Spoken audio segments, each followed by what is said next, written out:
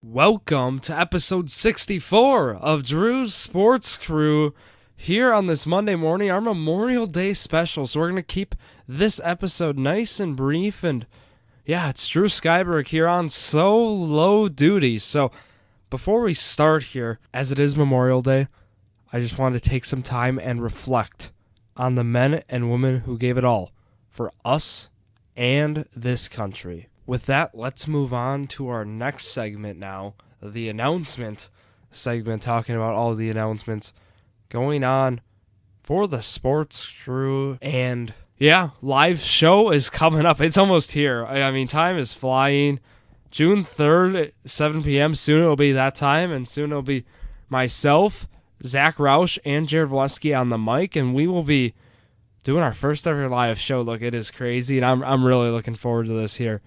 You know, we have a lot of announcements to make. We have some surprise announcements. We have the new logo.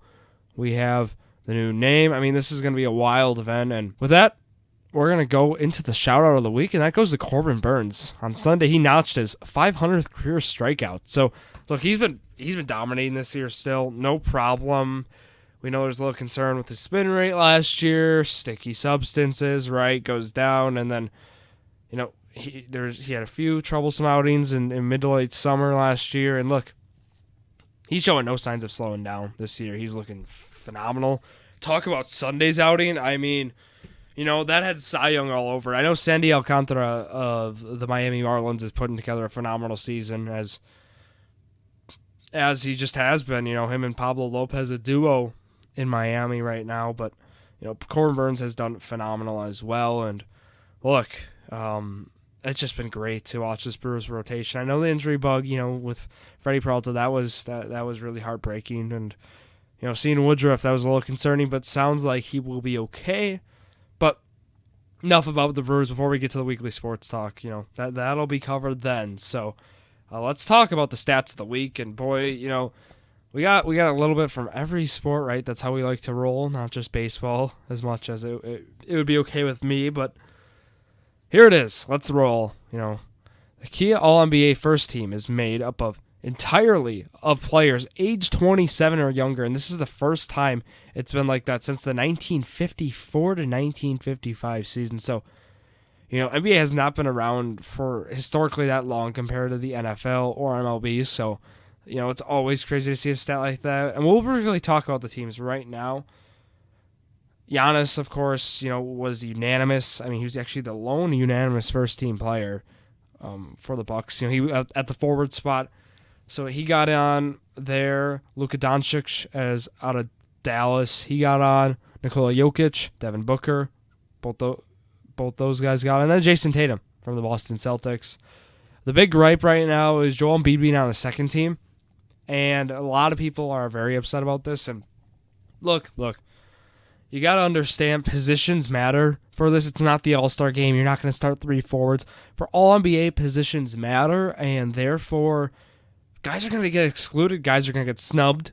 You know, that happens in this because you can't put Joel Embiid in a forward spot. It just doesn't work like that. It does not work like that in the All-NBA voting. So he ends up, you know, arguably having one of the best seasons in the NBA, like a top 5 season, but he's not listed in a group of the top 5 players. And that's, you know, I can see why that would be frustrating, but at the end of the day, I mean, that's just how it is. You know, it's just tough luck at that point. But look, you know, he's well deserving of first team spot. You know, John Morant was also on the second team, Kevin Durant, Stephen Curry, and then DeMar DeRozan from the Bulls. So, you know, that's a very good second team there as well. And then, you know, third team did feature LeBron James. So, as I said, LeBron was on it. It goes LeBron, Chris Paul, Karl Anthony Towns, Pascal Siakam, and then Trae Young. So, very good third team nonetheless. I mean, usually, you know, these third, second, and first teams, sometimes you're splitting players by hairs is how close it can be. So it makes sense, and it's a very good ranking, and just it's always good to have some awards given out. So with that next stat, only players in MLB history to reach 100 doubles, 100 home runs, 300 RBI, 400 walks, and 500 hits at age 23 or younger. I know that was a mouthful, but there are only 4 players: Ted Williams, Mel Ott, Mickey Mantle, and Juan Soto. So Juan Soto, I mean, that just reflects on the dominance he has had in his young career so far. I'm holding him right now in a fantasy league, right? I'm a big Juan Soto fan, and rightfully so. I mean, talk about one of the all-around players in this league. The way he's able to be so disciplined and yet still, impact the game in all aspects is just incredible to watch, considering the 400 walks and 500 hits. I mean, that's a combo like I just read you don't see every day. I mean, those guys were playing in the 60s, 50s, and 40s. So that just reflects, again, his dominance so far, and it's something we have not seen in a long time. So next stat here: 2012 Eastern Conference Final Game 6. Miami wins in Boston to force a Game 7. LeBron James, he put up 45, 15, and 5. Well, you may be asking, why is that a stat of the week? Because 10 years later, Miami, they also win in Boston to force a Game 7. But Jimmy Butler this time, 47, 9, and 8. So, two arguably small forwards, putting up those big games and when it matters the most. And, Jimmy Butler, you could say, is that lone star in that team. I mean, I know that's been thrown around, right? Joel Embiid was tweeting stuff, but look, Bam Adebayo's a solid player. Miami's just overall a solid team. Game 7 happened last night, but full disclosure, I'm recording before Game 7, so don't have that information yet to update. So, next stat here. Just 22 days passed between the end of Trey Turner's 27-game hit streak and the beginning of his active 20-game streak. That's the shortest gap between 20 games and hit streaks since 1996, and that was done by eventual AL MVP Juan Gonzalez of the Texas Rangers, and he went 20 days between 20-game hit streaks. So, Trey Turner's doing Trey Turner things, I guess is what you would say for the Los Angeles Dodgers, who are doing Los Angeles Dodger things. They have been great this year. I mean, when you're batting, arguably 4 or 5 perennial all-star players in your lineup, I would hope so, right? But Dodgers are doing Dodgers things. So, next stat here: 47 combined runs in UCLA's 25-22 comeback win versus Oregon State. That's the most in a Division I game this season out of more than 8,000 games. And the last time an MLB team featured 47-plus combined runs, August 25th, 1922. And that's when the Cubs beat the Phillies 26-23. So, look, this game was something else. I mean, UCLA baseball are calling it the craziest game ever. And, maybe they can have a case for college. Look, back and forth. It had it all. And that's what you want in a baseball game. And look, I didn't really watch highlights of this, but I can't imagine how long this game lasted. 47 runs. I believe they had another game too coming up. I thought it was a doubleheader, so I don't know how that went, but I can imagine the pitching changes, and yeah, a lot of things must be going on in that game. But with that wraps up the stats of the week. And what's going on this day here? On this day, May 30th. 2022, on this Monday, Memorial Day morning. So here we go. On this day in 1922, the Cubs and Cardinals, they trade outfielders between morning and afternoon games of a doubleheader. Max Flack, he goes to St. Louis in return for Cliff Heathcote. And yeah, he's the one who heads to Chicago, and they both get hits for the new Cubs in the nightcap in that doubleheader. So look at that. It's something you don't see now. I guess you see that 100 years ago, but not now. So, on this day in 1927, Walter Johnson, he records his 110th and final shutout of his Baseball Hall of Fame career. That's the most in MLB history in Washington Senators. They score 3 runs and beat the Red Sox 3-0 in that game. 1938, New York Yankees, they sweep the arch rival Boston Red Sox 10-0 and 5-4. And that is in front of 83,533 people at Yankee Stadium. Look, Oakland's getting, 3,000, 4,000 people a game right now? 83,533 people. That is something else. On this day in 1970, the Baseball All-Star voting is returned to the fans, and rightfully so. But again, at this time, look, this decided Game 7 of the World Series, and that did it for a while. I am still shocked for how long the All-Star game decided who gets Game 7 in the World Series. That is still something that just blows my mind, that they would let something voted on fans decide such a big moment. I don't know. I can't wrap my head around it. And look, thankfully it's changed for the better here, but wow. On this day in 1985, the Stanley Cup Final, which was in Northlands Coliseum in Edmonton. The Edmonton Oilers, they take back-to-back titles. They beat the Philadelphia Flyers 8-3 for a 4-1 series victory. Wayne Gretzky and Jari Kurri each post a goal and 3 assists. And on this day in 1987, Mike Tyson, he beats Pinklin Thomas by TKO in round 6 in Las Vegas to retain his WBC/WBA heavyweight boxing titles. On this day then, in 1997, Ken Dryden becomes president of NHL's Toronto Maple Leafs. So I had to include some hockey in there as well. Can't just do all the baseball. But, that's how it works. I also include the boxing there with Mike Tyson. So with that here, we're going to go to weekly sports talk. Like I said, we're going to keep this brief here on this Memorial Day as we do. We did our Memorial Day special last year. Kept it, very, short and sweet is what we called it last year. And that's what I'm going to try to do here today on this Monday. So we're going to do our Brewers preview here. Of course, we have to talk about how they performed this week, right? I mean, look, for this Milwaukee Brewers squad, they had a very good week.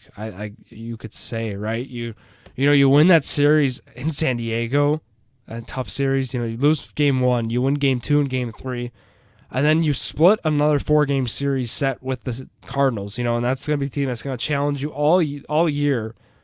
And to split the series, that is impressive. That is what this winning club needs to do.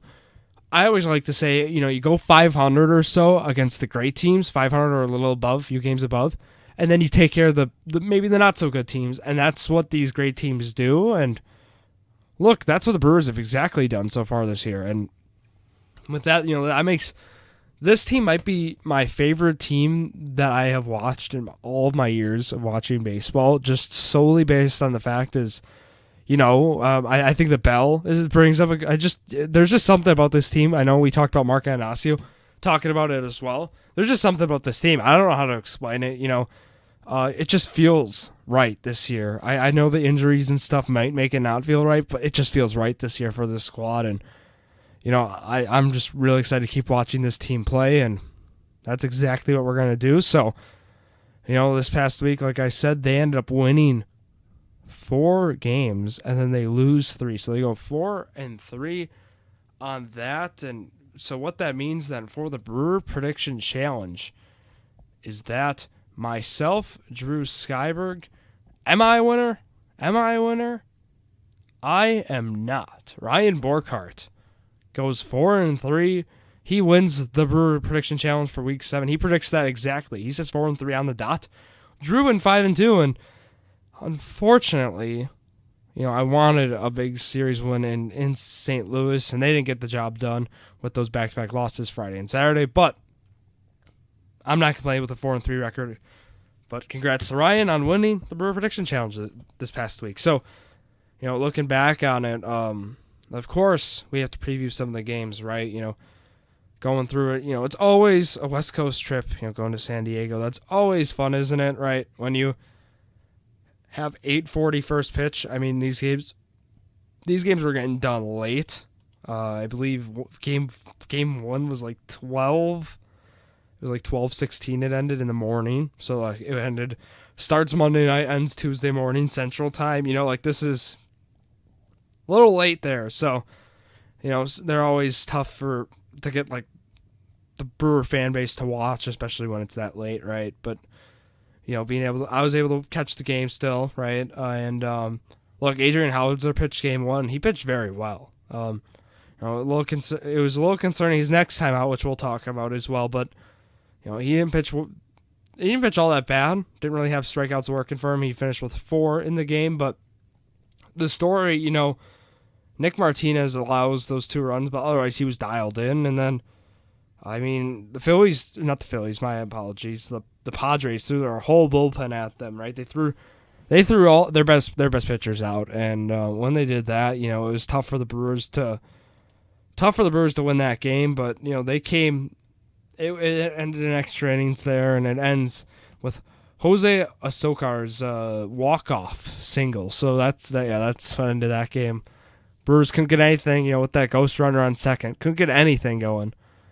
And that's just how it was, and the Brewers lose game 1 there. But look, they fired back with strong performances in game 2 and 3, respectively. And look, that both those games were great as well. Talk about Tyrone Taylor.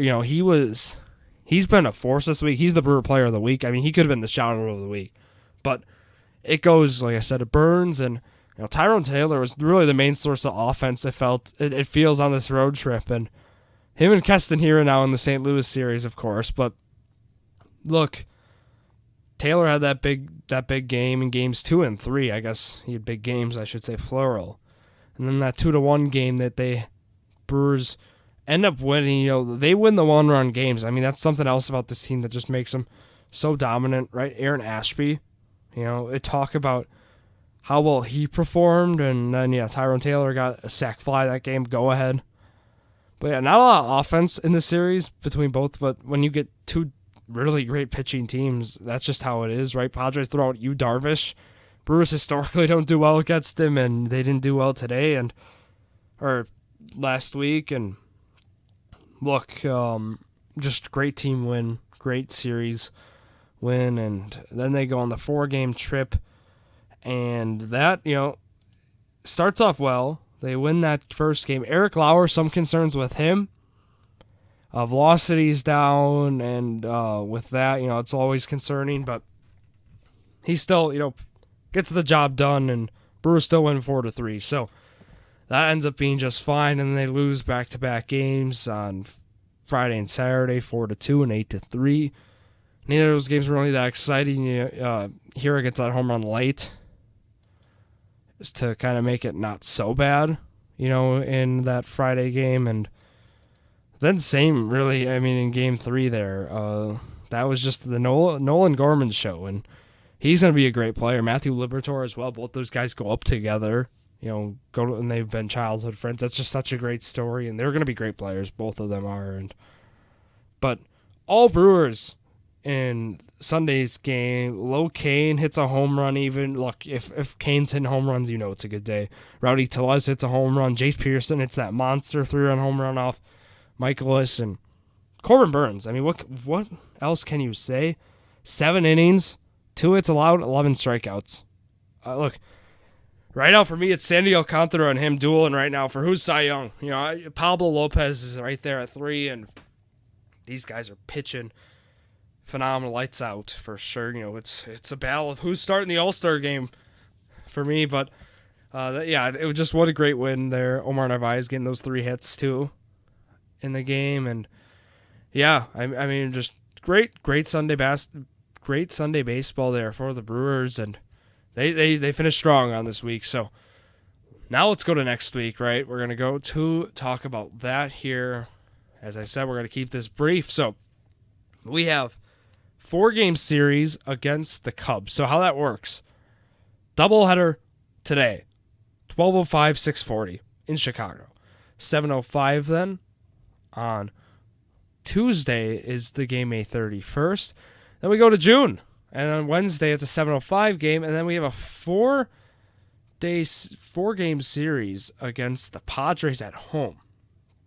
So it goes Lou Gehrig days on June 2nd, and that is 6:40 first pitch. Then we have Aloha Friday, the Hawaiian shirt giveaway night. And that is 7:10 first pitch on Friday. Brewers coupon book on Saturday, 3:10 first pitch.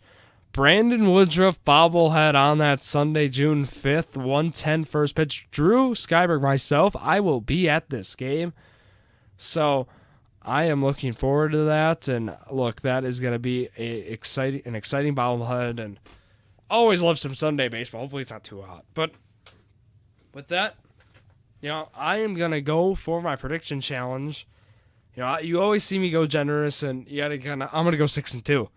Right now the Brewers having, shuffling around this 1 game over 500, 500, or 1 game under 500. They're due to have this just explosive week. And the bats, they need to pick up. They're not hitting those home runs that they did a few weeks ago. And I think, this is the series against the Cubs. That's when the bats picked up last time. Why not do it again? So I will say I'm going to go 6-2 this week. I think they're going to...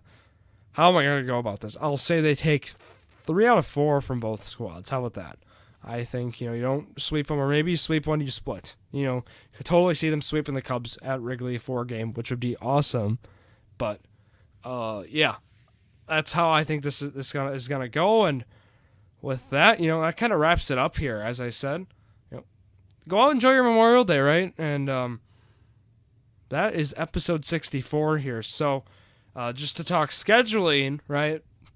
You will see the EWC breakdown come out tomorrow for the May 31st, the Tuesday one, and we don't have many of those left. Look, playoffs are starting to they're going. They're almost to state now, for baseball and softball. They're through regionals. And then we have track state is this week. Golf state's coming up. Girls soccer state's coming up. Oh my goodness. Yeah, high school sports flew by, but we got you covered here on the Sports Crew as we always do. So, check those out. And also, Wednesday, we have a new series coming on the Sports Crew. Drew's Baseball Crew. It's a simple 1 week. Every week I'm going to go through, talk fantasy baseball, daily fantasy sports involving baseball. It's going to be a lot of fun, and we're going to have some guests on. We're going to hopefully have some beat writers on from other teams, talk about what's going on in baseball.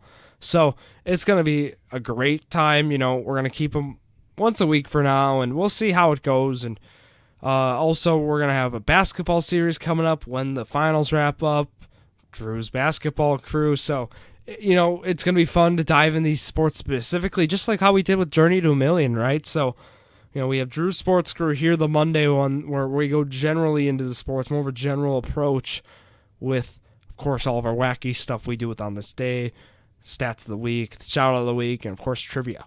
So, that's how it's going to roll from here on out. As Friday, we rebrand. So, it's going to be a big difference here, and I'm just looking forward to it. I'll be honest. It's going to be great. It's going to look fresh.